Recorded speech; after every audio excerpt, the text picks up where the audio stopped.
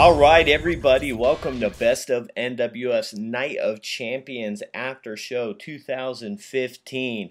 Now, Night of Champions just went off the air, and there was a lot of shenanigans going on, but let me just say first, I hope Sting's doing all right. It looked like he was in pretty rough shape at the end of that match. All right, so let's start off at the top of the show. Well, actually, the pre-show, we have Stardust and the Ascension, Cosmic Wasteland, versus Lucha Dragons and Neville. Now, these guys, I always think of these pre-show matches of kind of a waste. I feel like if you're not going to have it on the actual pay-per-view, might as well just have this on Raw. Maybe a Raw main event or something. But all in all, okay match, but didn't really care for it. And, these pre-show matches also take a kind of a step down because the crowd's not even fully in the arena yet. So there's a lot less energy in the building. So I'd say just leave them off. There's really no point in having them. So I'm going to move on. You have Stardust and the Ascension picking up the victory there. Nothing special at all. To start off the actual Night of Champions pay-per-view, we have Ryback, the Intercontinental Champion, versus Kevin Owens. Now, I was looking forward to this match for a couple reasons. First off, Ryback was in desperate need of a real feud. He's had this Intercontinental title, and he's been in this weird Big Show Miz thing for months on end, and it's gotten him nowhere. And him against KO, I think it's perfect for both of them to kind of showcase their talents. Now, this match, when I think back to when Ryback was first Ryback, and I really didn't like him, but he's really grown on me. He's not that technical in the ring, but he puts on a good performance, and I can respect that. To Kevin Owens, he's awesome. I love him in the ring. I love his persona. Couple things, though, in Kevin Owens. Please get rid of your farmer's tan. I mean, hey, either rub something in to kind of even it out, or I don't know what you got to do, but it looks ridiculous. Second off, I didn't mind the t-shirt at first, but the more I see it, the more I think to myself, I'm not saying wrestle without your shirt on, but can you get some ring gear that has your logo on it, but it's actual ring gear, it's not a t-shirt? I think that would go a lot to showing him as a fighter, just to have something else. Kind of like something Bray Wyatt has, where it's not a t-shirt, it's something else. I'm not really sure, but I think Kevin Owens really needs to update that.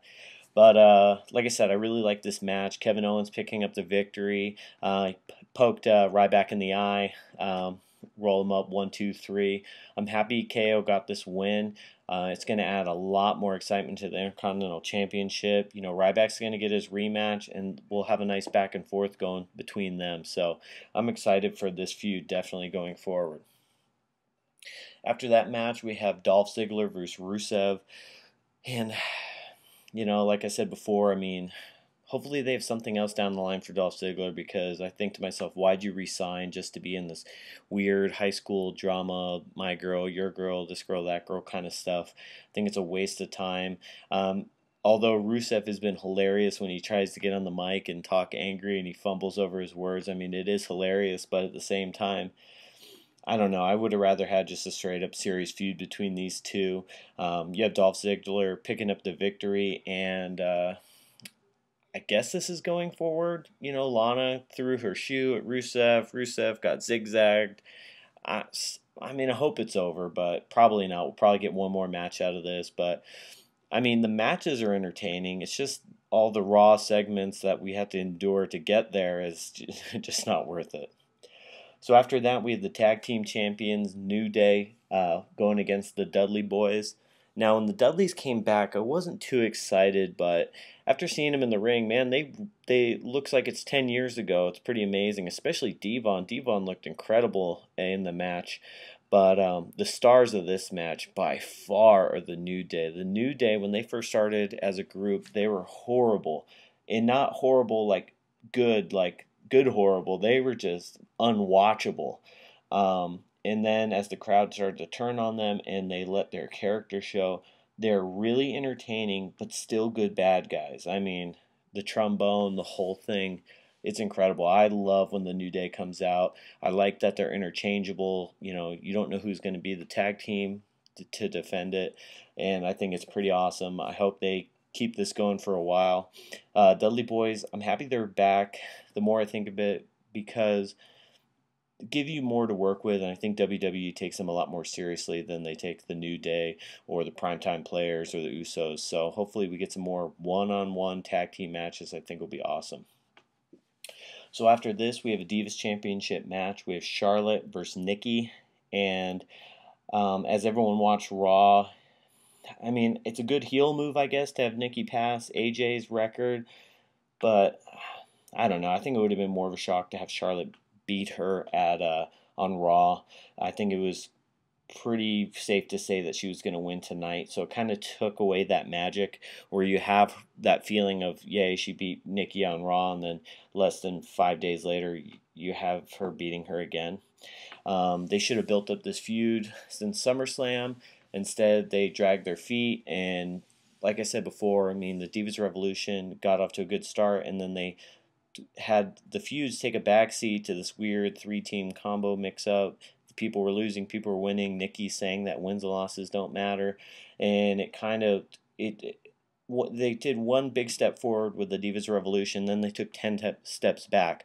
And the more you saw Nikki Bella in the ring, the more you think to yourself, you know, Charlotte, yes, she's a Flair, and yes, she was a, you know, fitness instructor, but, you know, she's only been wrestling a few years, and she's light years ahead of Nikki Bella. Nikki Bella has been in WWE about 8 years, and she looks like she started a month ago. I mean, she's gotten better, but compared to what we've seen Charlotte with Natty or Charlotte with Paige, it's such a huge step down. You know, you have that great crowd for Sasha Banks and Bayley because they're really having a fight, and then you have Nikki in there, and I know it's not Charlotte, and I know it's Nikki because whenever Nikki's against a Paige, a Charlotte, someone better than her, the match, it takes such a step down. Whereas if Charlotte was fighting Paige, the match would be a great match. I mean, I'm happy Charlotte won. I hope they take that title and throw it in the garbage and bring back the women's title because that title's ridiculous.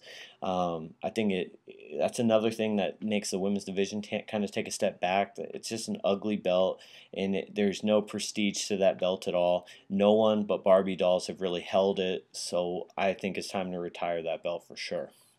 And I think Charlotte could be the one to do it. She's a Flair. Her introducing a new belt, I think, would really work well. And hopefully, from here on out, we have some good one-on-one matches. And I'm hoping this is the first WrestleMania in a long while, if ever, that I can remember, where we have a one-on-one women's match for the title to actually make it mean something. After that, we have the Wyatts versus Dean Ambrose and Roman Reigns. Now, it's been touted for, past few weeks that they're going to have a mystery partner. Now, there's a lot of rumors going into this, and it was kind of hard to tell what direction they were going. Eric Rowan, The Rock, Daniel Bryan, all names floating out there, and then even Jericho. Now, Jericho's returned so many times, his returns have really lost their mystique. I mean, I'm happy to see Jericho, but I don't know. I think they should have pulled someone that nobody would have thought of. I think that would have been a lot more exciting. But I am happy it wasn't Eric Rowan or Kane or Randy Orton. Thank goodness. So pretty good match, and it's pretty funny when you watch the ring entrances and you see Dean Ambrose come out to his music and the crowd's going crazy.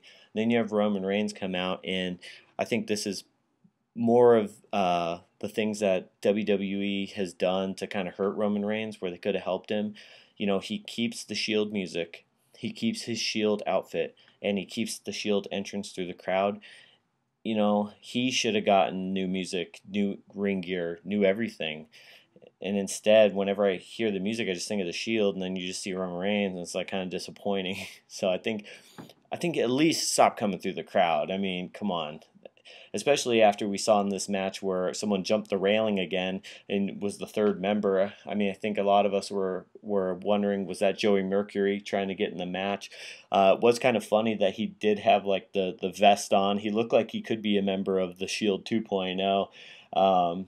It was even better when Bray Wyatt actually asked if that was their partner. It was pretty funny. But the Wyatts pick up the victory, and I think when they were talking about the mystery partner, you had to think, the reason why Dean Ambrose and Roman Reigns can't be the Wyatts right now is because of Braun Strowman, and he's a monster, and they didn't get a monster to help them. Jericho took the pin. Who knows if he'll be back? Maybe he has a feud with Dean Ambrose. Who knows? But all in all, the Wyatts look stronger than ever. I hope when Eric Rowan comes back, he joins the family and they just become a giant force in the WWE that no one can stop. And they can just rule it for a while. But on the other hand of that, I hope Dean Ambrose and Roman Reigns kind of split up. I don't want to see them together because the Shield was a better incarnation of that. So seeing this is like seeing a step down. So moving on. Next up, we have the U.S. Title on the line. We have John Cena versus Seth Rollins. I think we all knew Cena was going to pick up the victory here. I wish they didn't do themselves with the poor booking of, oh, we got to have Cena in the main event and put him against Rollins at SummerSlam because it put them in this weird spot. I think it would have been better if Cena just had kept the U.S. title and been defending it, like he was all summer. So then you have your world champion taking another loss to John Cena, which looks silly. And, nothing really much to say about this match. I mean, Cena has added a few moves to his arsenal, but at the same time, I mean, he's so predictable. So you can add a couple new moves, but the outcome's always the same. I'm not really excited about it. So after that, of course, back-to-back, we have Rollins versus Sting for the WWE World Heavyweight Championship.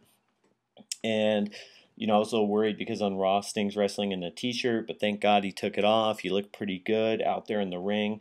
You have Seth Rollins there, the young buck, to take all the flips and take all the hits, and, he was definitely doing so. This match got off to a kind of a slow start, and then as we're going outside the ring, I mean, Sting was really giving it to Seth Rollins, almost like heelish type behavior.